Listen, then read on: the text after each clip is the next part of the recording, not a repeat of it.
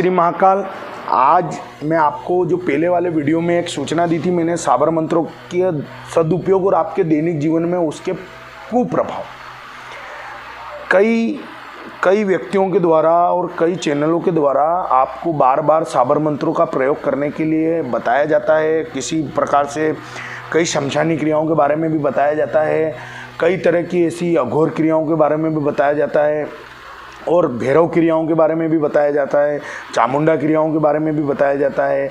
तो मैं ये कहना चाहूँगा कि दैनिक जीवन वाले व्यक्तियों के लिए कुछ संभव नहीं है और हर स्थिति का सदुपयोग है तो दुरुपयोग भी है और दुरुपयोग से होने वाली हानियाँ भी है ना। आप ये मत सोचिए कि हमने ये कर्म किया तो हम उस दुश्मन को मिटा देंगे, उसने ऐसा बताया था तो हम ऐसा करेंगे तो उससे ऐसा हो जाएगा क्योंकि साबर मंत्र के कई ऐसे नियम होते हैं जो व्यक्ति को बलिष्ठ भाव से अपने जीवन में निर्धारित करके जीवन भर पालना करनी पड़ती है और गुरु सानिध्य प्रद होकर दीक्षा ग्रहण की जाती है साबर मंत्रों की, और फिर उसके ऊपर कई सालों साधना होती है, तब जाके साबर मंत्र सिद्ध होता है और फिर उसका प्रयोग किया जाता है। मगर क्या होता है, आपको किसी भी प्रकार से एक इंटीमेशन दिया जाता है, इंटीमेशन देने के बाद में आपको उस स्थिति में फंसाया जाता है जिससे आप किसी भी मंत्र के जब नियम नहीं जानते हो तो आपके साथ क्या होता है, अनहोनी घटनाएं घटना चालू हो जाती है। मानसिक रूप से आप प्रताड़ित होने लग जाते हैं, विचलित होने लग जाते हैं, आपके परिवेश चेंज हो जाते हैं, आपकी स्थितियां चेंज हो जाती है, आपके गृहस्थ जीवन में कलह होने लग जाते हैं, आपके ग्रह में चिड़चिड़ापन होने लग जाता है और आप परेशान होते रहते हैं। तो मैं कहना चाहूँगा, अरे भैया, साधारण पूजा कई हैं जो गृहस्थ जीवन को सुखमय बनाती है, मंगलकारी बनाती है और उनको आनंद और प्रमोद की स्थितियाँ प्रदान करती है। अगर आप दैनिक जीवन में अगर पूजा पाठ करने के इच्छुक ही हैं तो हनुमान चालीसा का पाठ करें, गृहस्थ जीवन वालों के लिए भी बहुत अच्छी है। घर में रामायण का पाठ करें, गीता का पाठ करें, जो चीज़ आपके लिए बनी है, जो तांत्रिक विधान या मांत्रिक विधान के अधीनस्थ होकर गुरु सानिध्य पूर्ण होकर ही सीखी जाती हो और जिसके कई नियम हो और जिसमें कई ऐसे नियम हो जो शमशानी नियमों में आते हैं, तो भाई आपको कहाँ ज़रूरत है उन चीज़ों को करने की।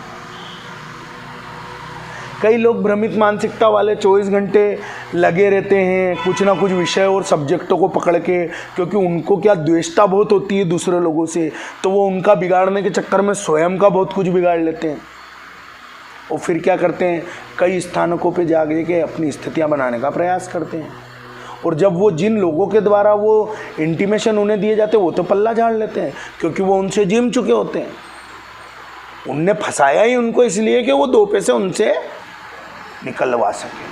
अब क्या होता है कि जब उनको फंसाया इसलिए गया है तो अब वो जब उनको भी इस चीज़ की पूरी जानकारी नहीं होती है, वो भी उसका बाहर निकलने का रास्ता नहीं जानते हैं, फिर आप लोग जो प्रभु भक्त लोग हैं, ईश्वर भक्त लोग हैं, गलती कर लेते हैं और फिर बहुत लंबे समय तक परेशान होते हैं। तो कई बार क्या होता है कि आपको शारीरिक पीड़ाएं घेर लेती है, आप रोगग्रस्त होते हैं, किसी शक्ति के द्वारा आपका भोग होने लग जाता है और आपको ये चीज़ें महसूस भी नहीं होती, क्योंकि आपको और आपकी पंच क्रिया को इतनी पारंगतता नहीं है कि आप उन चीज़ों को समझ पाएं, क्योंकि आप गुरु सानिध्य पूर्ण नहीं हो, आप गुरुमुखी नहीं हो।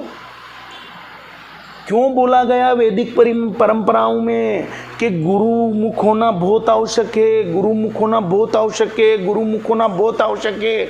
हर क्रिया का, हर तंत्र का, हर विधान में गुरु का होना बहुत आवश्यक है। क्यों कहा गया है, क्यों कहा गया, इसका कोई तो कारण होगा। तो इसकी भी जानकारी मैं आपको अगले वीडियो में दूंगा। सब्जेक्ट बहुत सारे हैं, बात मैं बहुत बताना चाहता हूँ और आपके जीवन के लिए हितकर है, मगर आपको मुझे ध्यान से सुनना पड़ेगा। फ्री फंड का श्रीखंड है, खाइए। चैनल को सब्सक्राइब करिए, लाइक करिए, मगर कब? जब आप अच्छे मनोभाव के व्यक्तियों को आगे बढ़ाना चाहते हो। टाइम पास के लिए सब्सक्राइब मत करिए, लाइक मत करिए। मेरे को भीड़ नहीं चाहिए, मुझे आध्यात्मिक लोग चाहिए जो इन चीज़ों को समझते हैं। और मुझे मैं नवयुवकों से यही कहना चाहता हूँ कि आप अपना ध्यान अपने लक्ष्य पे रखिए। आने वाली पीढ़ी और आने वाली जनरेशन बहुत कुछ इन चीज़ों के माध्यम से स्थितियाँ बनाने का प्रयास करती है। शास्त्रोक्त भी है, कर्म करो फल की इच्छा मत रखो। तो आप मेहनत तो करो, आप क्यों सीधा सीधा पाने की कोशिश कर रहे हो? शक्तियों के लिए भी साधनाएं करनी पड़ती है। इस तरह से शक्तियाँ अनुकंपा नहीं करती है। और इसलिए मैं आपसे निवेदन करता हूँ, साबर मंत्रों के कई नियम हैं और कई ऐसे विधान हैं जिनका पालन पूरे जिंदगी भर करना पड़ता है। एक बार उस साबर मंत्र को ग्रहण करने के बाद में ये आसान प्रक्रिया नहीं है। और अगर कोई भी व्यक्ति ये कहता है कि ये बहुत आसान प्रक्रिया है, ये गृहस्थ जीवन वाला भी कर सकता है, तो मैं कहता हूँ कहीं ना कहीं उसके पीछे उसका स्वार्थ छुपा हुआ है। क्योंकि आजकल तो मोबाइल एक्टिविटी से हर व्यक्ति से जुड़ जाता है और बहुत जल्दी सामने वाले का दुरुपयोग कर लेता है। पेटीएम चल गए हैं, पैसा भी ट्रांसफ़र बहुत जल्दी हो जाता है। आजकल तो उतारे भी वो जो करते हैं लोग, मैं तो साधक हूँ, मैं तो ईश्वर से प्रार्थना करके सारे काम करवाता हूँ, मगर मैं सात्विक भाव की काम करता हूँ, मलिन भाव नहीं करता हूँ। ये टोना टोटका अपना काम नहीं है, क्योंकि मैं तांत्रिक नहीं हूँ, मैं एक साधक हूँ और एक सात्विक साधक हूँ। तो मैं साफ कहता हूँ कि टोने टोट के और यहाँ तक कि उतारे भी वीडियो, क्या बोलते हैं उसको, क्या बोलते हैं, हाँ, अभी जो मेरे भैया जो सामने बैठे हुए हैं उनसे पूछा है मैंने, वीडियो कॉलिंग से होते हैं उतारे भी।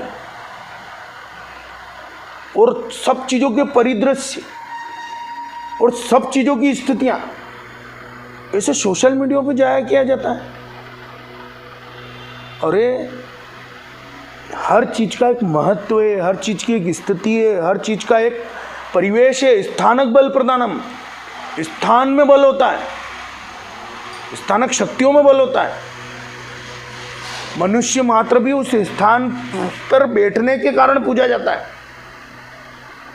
तब तो सब चीज़ें सोशल मीडिया के माध्यम से होने लग गई है, तो फिर भाई आपको कहाँ ज़रूरत है किसी और की फिर? तो ये एक तरह का भ्रम है।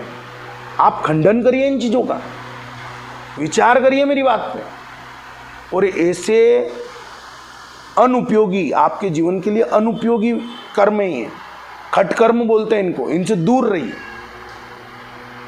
और किसी भी तरह से प्रपंच में ना फंसिए। जय श्री महाकाल। जय श्री महाकाल। अगर वीडियो में कहीं भी बातों से आप सहमत हैं तो लाइक, सब्सक्राइब, शेयर करें और आगे आने वाली वीडियो के अपडेट्स के लिए बेल आइकन को दबाकर ऑल सेलेक्ट करें। जय श्री महाकाल। ओम नमः शिवाय। ओम नमः शिवाय। ओम नमः शिवाय। ओम